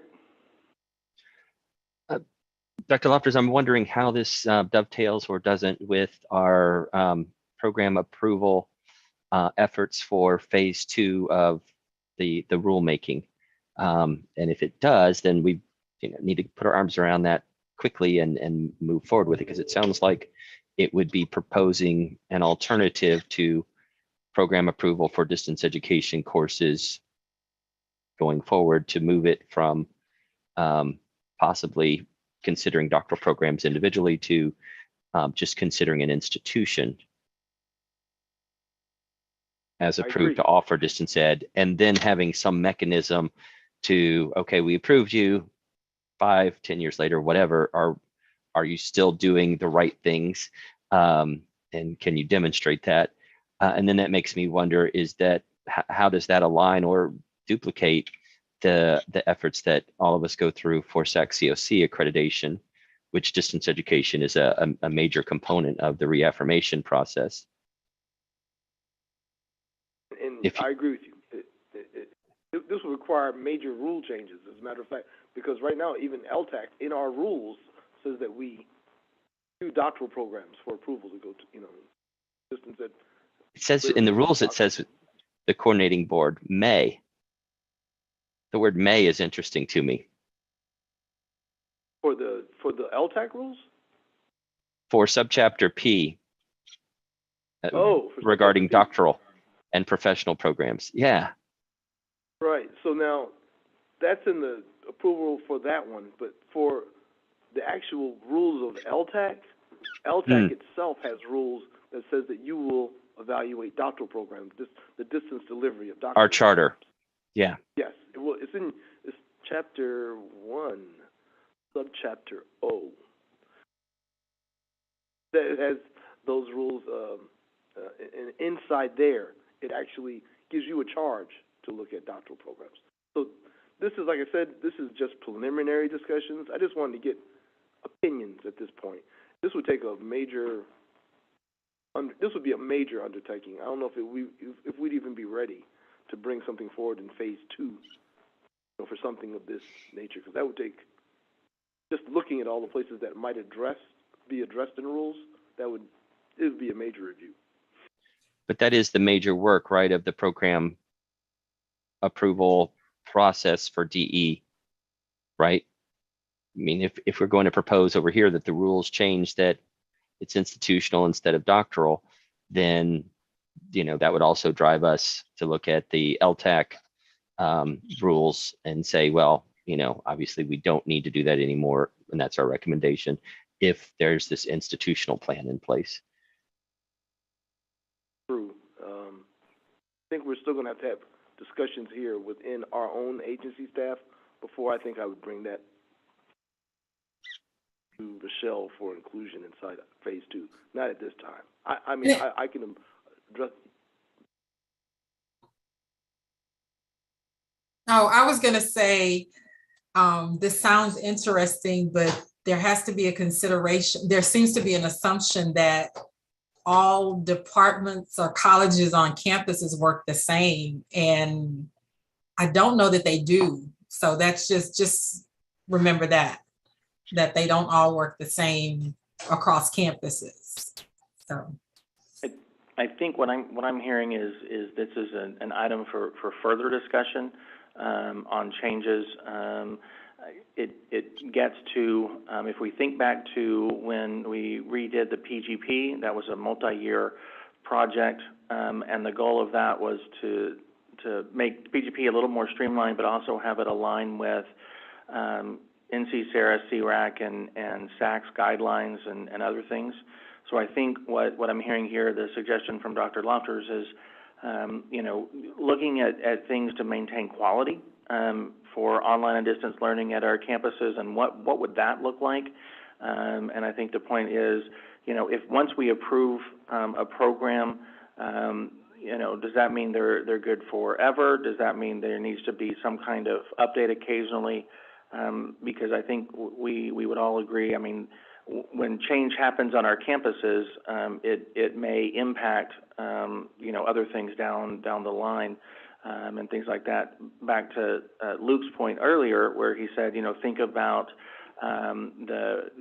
once you change some of these things, think about the practitioners and how it's impacting that way. So I think this is probably the start of a longer conversation. But what I'm hearing from both Patrick and Charlene is that it's something that, we would be interested in continuing a discussion around, not making anything more cumbersome for institutions, but also making sure the quality education is getting out to our students. Is that a fair statement? Absolutely. Yes. Head nods. Okay. Excellent. Any other questions for Andrew and the doctoral subcommittee? Okay. We will go, I think next was the OER group, and I'm not sure who will do the update there, either Orlando or Kyla. Good afternoon, everyone. Thank you so much. Charlene and I kind of go back and forth if I missed some of the conversation, but first I want to commend, the coordinating board on their program, services, and resources. One of the discussions was brought out of our meeting, is, there's quite a bit of moving parts with the OER initiative within the coordinating board. There's a lot of things happening, but we definitely want to see, working with, communication and marketing, and as well getting the right people for the right task for the right time, right, for the campuses, and disseminating this information. Coming from our meeting, we started this conversation in January, and we met over the break. I mean, between January and the March meeting, some of the initiatives that from this working group coming together, looking at the definitions. I mean, kind of the topic of OER everywhere is kind of the mantra, the motto, everything. But 4 things that were brought out of our working group, and is the faculty, the OER faculty fellows, IDs, instruction designers, how to look at some different models, and looking back at also quality assurance. Again, this is all coming from the working group. We're all come from different walks of life in the educational realm. But at the end of the day, one of the things, coming from today's working group session is to move forward and looking at it, putting a formatting or a foundation document of these proposed ideas coming from this working group. We understand the coordinating board has a lot of initiatives, a lot of things moving forward.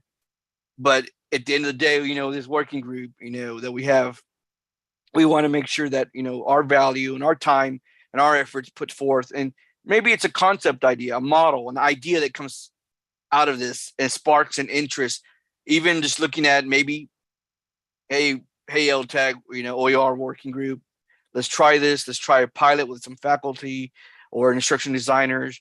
But, we all have the best interest for our institutions, for our faculty, our staff, and our students.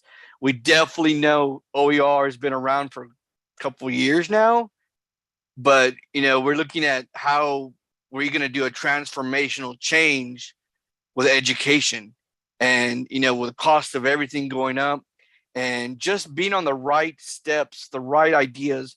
When your people right here talking to these colleagues on campus or the system or wherever we're talking with, who we're talking with, that we all have the same alignment with the coordinating board's ideas.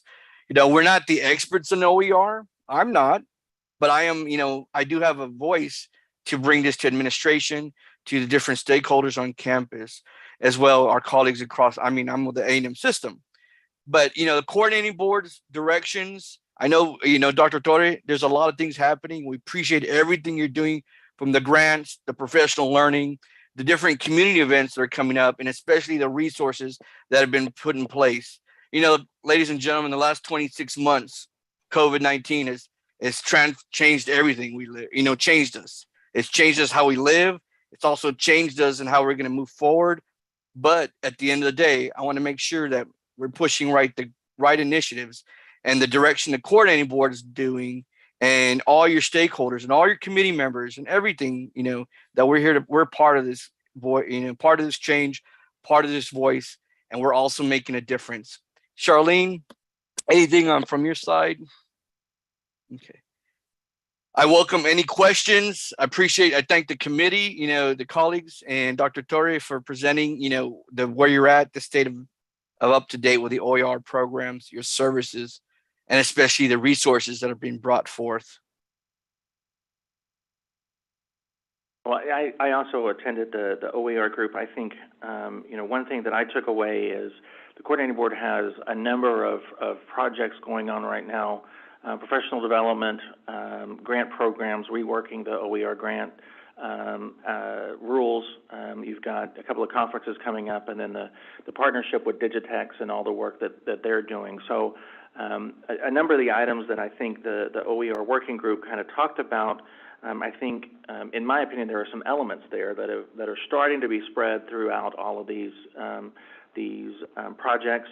And I think one thing that came out, Orlando, that you mentioned at the end was the idea of kind of putting these 4 ideas from the working group together in a one-page document, not to dictate to coordinating board on what they should do, but say, here are some ideas of some other ways to work in OER at campuses and some other stakeholder groups. I think that goes to kind of mission of the Ltac is that we're providing some advice and some ideas, and the importance is that whatever we provide to the coordinating board staff, that they are able to kind of see it but also implement what's best for the state in general and their work. So I think between kind of the work of this working group and this one pager that you've talked about with these 4 items of ideas, kind of seeing, but I also think it's incredible the amount of work that Dr. Torrey and others have done in a relatively short time to have so much going on with OER in a short period of time, and to really put that as a key thing with the coordinating board now. Dr. Torrey, is there anything else you'd like to mention? Thanks. We do have a lot of OER-related projects going on right now, which is most of what we spent our work group time talking about, just the things that are in play at the moment. And we really appreciate the piece of our OER working group and the sort of gaps that they see in, the places where they see we could fill in perhaps some more services or resources, and certainly the idea that we need to get the word out better about the things that we are doing. It's very helpful advice. So I appreciate y'all, and I would ask Dr. Torrey, you had a great slide that you shared with the working group. It kind of outlined all of the projects that the coordinating board has done with OER, and also some dates on some upcoming things, and I think that would be good to share with the committee in general, and so we could probably just include that in everything else we're sharing. Good, I'll do that. Okay, the third group then will go to Patrick for our Distance Ed Research and Data Analysis Subcommittee. Yeah, thank you. We had a great conversation. Let's see who was on it. Elizabeth and Alicia and Ruth and Megan and Luke. And on my screen, they're all on one row, so it's kind of cool. We talked about mostly our work with the subcommittee. And most of them are not represented on the subcommittee on distance education definitions and standards. So we spent our time talking about that, kind of set the context that really what we want to evolve out of our work and our rulemaking is to provide clarity for students when they are considering digital learning options, to limit the changes and burdens for institutions who have to implement this, and also make it easier for them to innovate. And then to make sure that whatever is being collected, the data being reported, is meaningful for the coordinating board's purposes. So there's some balancing that needs to go on there. We talked a lot about the fully online versus 100% online versus hybrid definition and different ways we might adjust that, from expanding it so that hybrid would start at 25%, could go all the way up to 99%. Creating then the more flexibility for institutions. We did kind of recenter and agree that 50% as a threshold for online probably is our North Star, because it aligns with the federal definition. And since we know we'll be continued to report in that way, probably should align that with what we have to report to the coordinating board as well. The other piece of this that we haven't talked about as much in the subcommittee is aligning in rules what is gathered in the CBM OCS report. It's a new report that combines classes and student information. The instructional modes, though, are interesting in that they're not just the definitions that appear in code. We have face-to-face, fully distance education course, videotape, DVD, and/or broadcast TV, two-way interactive video, multiple and/or other electronic media, and hybrid or blended course. So those don't really align with fully online, hybrid online. They're in there, but there are these other things too. And what they don't necessarily collect either, and we think might be important in serving students better, especially after the pandemic, where what their understanding was of an online experience has been mediated, of asynchronous versus synchronous. That can be hinted at or derived in some cases from the instruction mode that's reported for course, but it's not obvious. And certainly students have reported back, as I've heard from our other institutional leaders here, that it's confusing to them, especially in an 18 to 21 population coming out of high school, where their experience of online, especially during the pandemic, was two-way video. It was Zoom.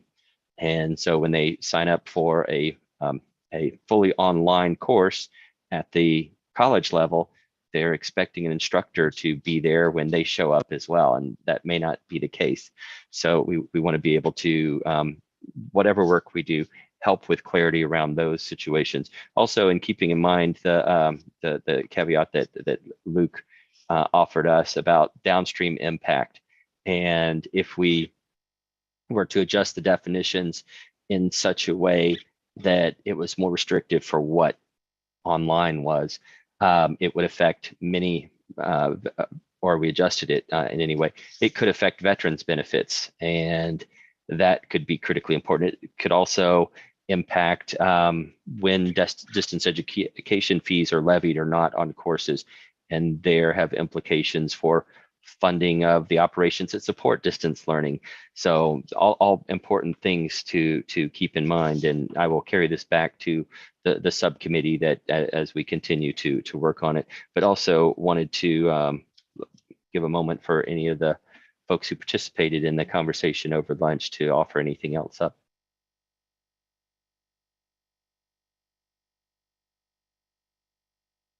All right, they're all on the same row and they're all just saying, I'm good. So that is the report, Dr. Louder. Thank you, Patrick. And to our data group, one thing it might be at a future meeting, possibly again with Assistant Commissioner Mayer and some other things as they're talking about this phase 1 and phase 2 changes. There may need to be a conversation about some changes in some of those categories in the CPM. Although if anybody is still doing videotape delivered classes, I would love to see what those are. If you're mailing out VHS tapes, there is a use case for that. Yeah. So even though it may not actually be videotape or broadcast TV, it may be DVD, but it is for prison population, incarcerated populations, where they don't have internet access, they can't travel off-site, so it would have to be some media that is brought to them and non-interactive. So I think there are institutions who are using that category to report that. And so it may be that we need to kind of continue this conversation later on. But any questions for Patrick and the the data committee?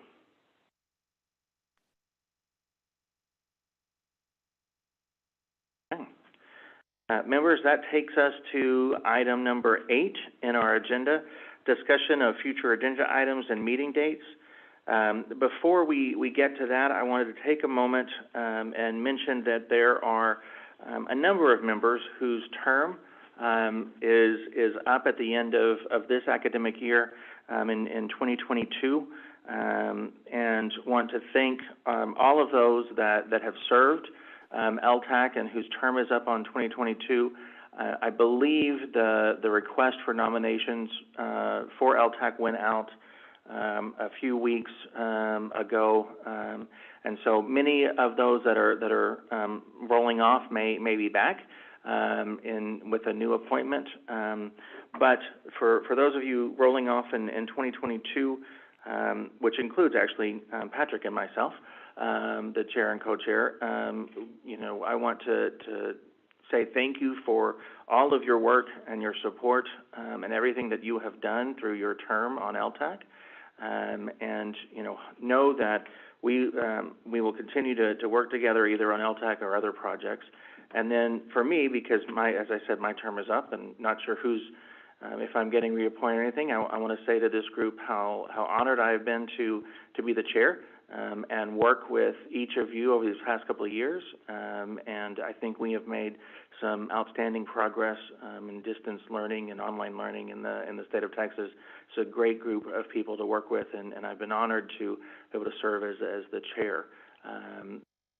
Patrick, is there anything you would like to say as co-chair?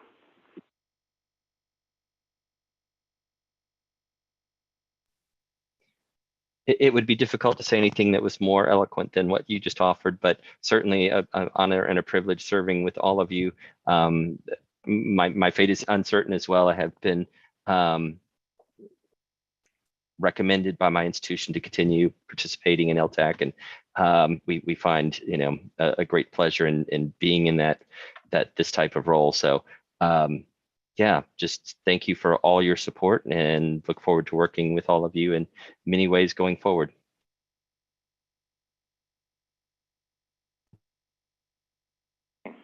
Now let's talk about future agenda items and meeting dates. We had the one discussion on the potential for a called meeting in July, depending on the subgroups work. I'm sorry, in August. Called meeting and special called meeting in August, early August, to coincide with the August 15th deadline for phase 2. And so there may be something there, so members will send something out via email. But if we were to follow the typical path, the next formal or the next full board meeting of this advisory committee would probably be September, late August, early September, if we were to follow kind of the path that we have done before, and ask Amy again to help us with a doodle poll and picking out dates, and the CB staff there. But what are some agenda items, in addition to the standing ones that we have, which of course will be the THECP updates, the DE survey, and the definitions and standards working group? I would also add in there, we could, I'm not sure what we want to call Assistant Commissioner Mayer's portion, but it probably should be a standing THECP update just to have. And then, again, back to our agenda items that were suggested at our last meeting, seeing if the coordinating board communication and marketing staff could do any kind of updates on the new strategic plan. And then, Patrick, I have to find my notes, your question about digital learning administrators and practitioners in Texas, how we can update and share information there. That could probably be included in the digital learning updates, but we'll make sure that it's part of the update at the next meeting. Very good. Any other items that we would like to bring up for discussion at our next one? The big next one. I don't know if there'll be any doctoral proposals or not. I believe we have one that's possible that could be. So there'll at least be, we think, one doctoral proposal, if not others. I think we can continue to have that conversation about programmatic approvals and things like that. Other items from members. Justin, I know you talked about what's on the agenda is the marketing communication strategic plan. I think there's another discussion about just general, our expertise in marketing, possibly at our institutions or our constituencies, having a real discussion about that from a group's point of view. Because I think we're not, there are many times we've talked and then the thought is, oh, if I went on this committee, it wouldn't have gotten across, or how can we get it into the faculty, librarians, instructional designers? I think we really need to talk about that. So something, maybe a discussion on how Ltac can communicate with our external constituencies and institutional groups as well. Yeah, a systematic way. I know, like I said, the marketing people have their way, but yet and still we know that it's not reaching in the weeds. We need to get to the weeds. The rain has to get to the weeds. So how do we, just giving our opinions on that, or where the lack of it is, so that we can make sure that that information is provided to the marketing team. Okay. add that. Other thoughts and comments? This is connected to the Talent Strong Texas, but I think it's important for this group. We just understand what's going to be included in a credential of value and what's not and why. And Justin, it may be of interest to this group to have Andrew Hansen, who's a senior director of research at Strata, come down and or present to the group through Zoom and share with us what they learned about non-credit credentials. And the sheer number of people that's their first credential. So what happens if your institution's facilitating that first credential? Do you get credit? Do you not get credit? So I just ask us, because a number of those are digitally delivered, that be in our line of sight and just have some discussion. Maybe we can have voice. So we will add that as an item of discussion and see about having either external folks come present or give some information about that. Other items?